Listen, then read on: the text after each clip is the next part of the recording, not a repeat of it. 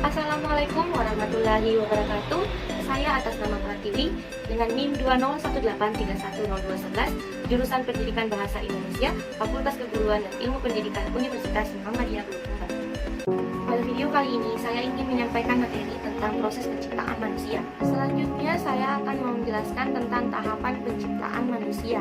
Di dalam Al-Quran, proses penciptaan manusia terjadi dengan dua tahapan yang berbeda. Tahapan pertama itu adalah tahapan primordial dan tahapan kedua adalah tahapan biologi. Saya akan membahas yang pertama itu adalah tahapan primordial. Tahapan pertama adalah saat manusia pertama diciptakan pertama kali dari saripati tanah dan diberikan ruh hingga bentuk yang seindah-indahnya.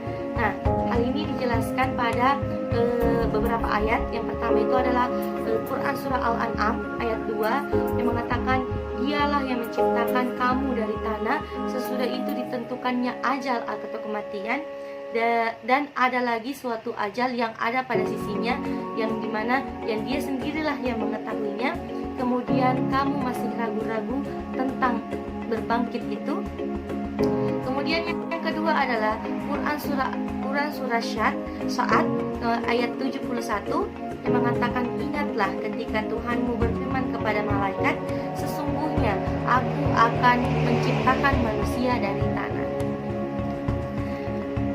Kemudian yang ketiga ada Quran surah Al-Hijr ayat 28 dan yang mengatakan, dan ingatlah ketika Tuhanmu berfirman kepada para malaikat, sesungguhnya aku akan menciptakan seorang manusia dari tanah liat yang kering yang berasal dari lumpur hitam yang diberi bentuk.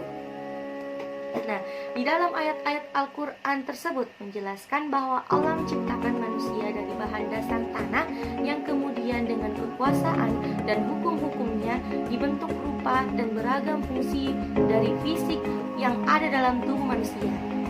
Hal ini tentunya dilakukan Allah pada manusia pertama, yaitu Nabi Adam alaihissalam, sehingga setelah itu ada proses penciptaan manusia berupa hukum biologis.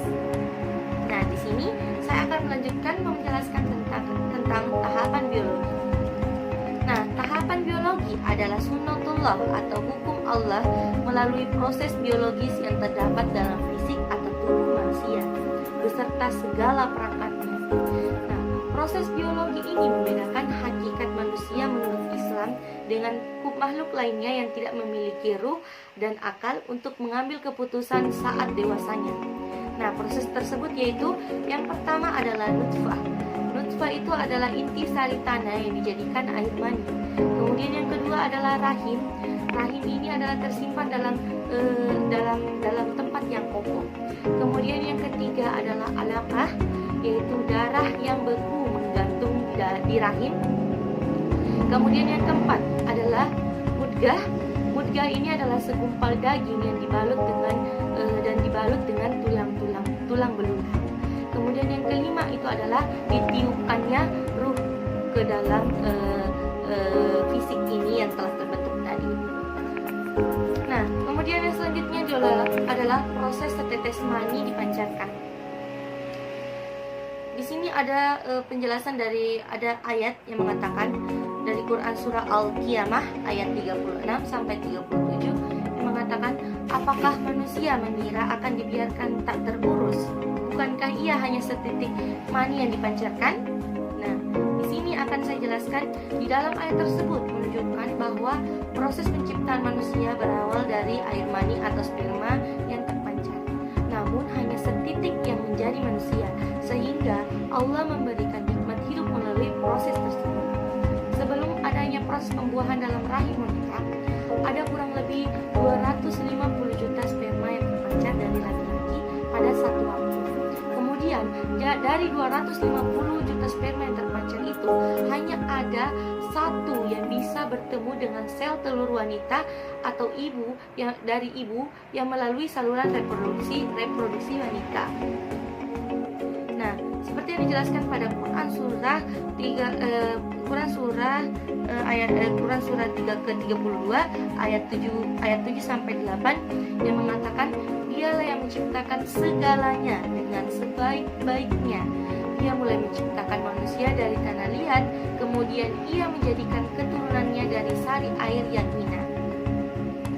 Nah, kemudian selanjutnya itu adalah segumpal darah yang melekat di rahim. Nah, Quran surah Al-Alaq ayat 2 menjelaskan ia telah menciptakan manusia dengan segumpal darah. Setelah melalui proses selama 40 hari, maka terjadilah gumpalan darah yang di dalam rahim ibu. Proses ini berawal dari sperma yang bertemu dengan sel telur menjadi sel tunggal yang dikenal sebagai zigot. Setelah munculnya zigot, ia akan berkembang biak dengan membelah diri menjadi gumpalan daging. Nah, zigot melekat pada dinding rahim seperti akar yang kokoh yang menancap di tanah. Nah, zigot ini mampu mendapatkan zat-zat penting dari tubuh sang ibu, dan sebagai proses pertumbuhannya, saat zigot yang tumbuh ini ada dalam tubuh ibu, maka Allah Subhanahu wa taala menggunakan istilah alaqah yang artinya sesuatu yang menempel pada suatu tempat. Secara harfiah digunakan untuk menggambarkan lintah yang menempel pada tubuh untuk menghisap darah. Jadi seperti itu bentuknya. Kemudian yang selanjutnya itu adalah pembungkusan tulang oleh otot. Nah, di sini dijelaskan oleh Quran surah Al-Mu'minun ayat 14, di mana kemudian air mani itu kami jadikan segumpal darah, lalu segumpal darah itu kami jadikan segumpal daging, dan dari segumpal daging itu kami jadikan tulang belulang, dan dari tulang belulang itu kami bungkus lagi dengan daging, kemudian kami jadikan dia makhluk yang berbentuk lain, maka maha sucilah Allah yang pencipta yang paling baik. Nah, menurut para ahli embriologi, tulang dan otot terbentuk secara bersamaan. Penelitian berbagai ilmuwan menunjukkan bahwa perkembangan dalam rahim ibu sama persis sebagaimana yang disampaikan di dalam Al-Quran. Pada awalnya, jaringan tulang rawan embrio mulai mengeras. Setelahnya, sel-sel otot yang terpilih di jaringan sekitar tulang bergabung dan membungkus tulang-tulang ini. Hidayah Allah kepada manusia tidak akan bisa sampai pada manusia yang angkuh dan sombong serta tidak mau mengevaluasikan dirinya, tidak mau melihat dirinya, dan tidak mau memperbaiki dirinya. Untuk itu, memahami proses penciptaan manusia membuat diri kita tunduk, berserah, dan kembali menyadari betapa kecilnya manusia. Mungkin itu yang bisa saya sampaikan. Lebih dan kurangnya mohon dimaafkan. Billahi fisabilillah. Fastabiqul khairat. Wassalamualaikum warahmatullahi wabarakatuh.